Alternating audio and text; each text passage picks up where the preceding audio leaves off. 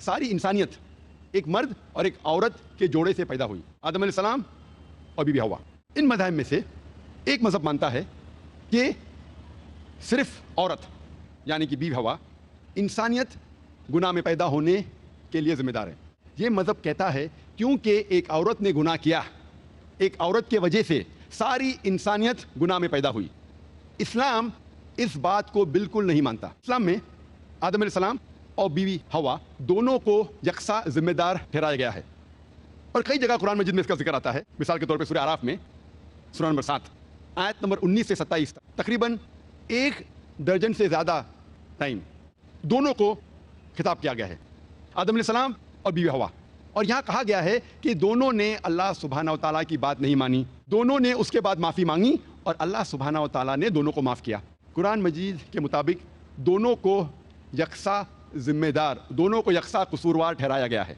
कुरान मजीद में एक भी आयत नहीं है जिसमें कहीं भी सिर्फ बीवी हवा को कसूरवार ठहराया गया है, लेकिन कुरान मजीद में एक आयत है जिसमें सिर्फ आदम अलैहिस्सलाम का जिक्र है। वो सूरह तहा सूरह नंबर 20 आयत नंबर 121 में जहाँ कहा गया है कि आदम अलैहिस्सलाम ने अल्लाह सुब्हानहू व तआला का कहना नहीं माना। हम कुरान मजीद की सारी आयतें पढ़ते हैं, हमें पता चलता है कि दोनों यकसा कसूरवार हैं।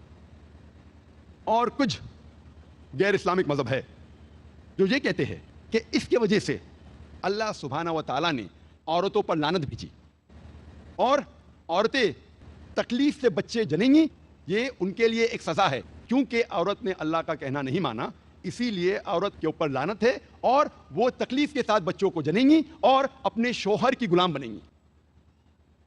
इस्लाम इस बात को बिल्कुल नहीं मानता, बल्कि कुरान मजीद में हमल की वजह से औरत के रुतबे को उठा दिया गया है। अल्लाह ताला फरमाते हैं सूरह निसा में सूरह नंबर 4 आयत नंबर 1 में, इज्जत करो उस कौक की जिसने तुम्हें जन्म दिया।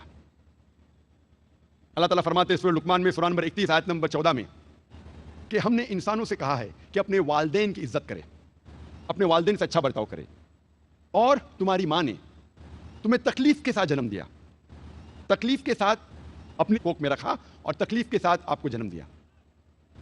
अल्लाह ताला पैगाम को दोहराते हैं सूरह आकाफ में सूरह नंबर 46 आयत नंबर 15 में, जिसमें कहा गया है कि ए इंसानों, अपने वालिदैन की इज्जत करो, उनके साथ अच्छा बर्ताव करो, और तुम्हारी माँ ने तकलीफ के साथ तुम्हें जन्म दिया और तुम्हारी माँ ने 2 साल तक तुम्हारी परवरिश की पैदा होने के बाद।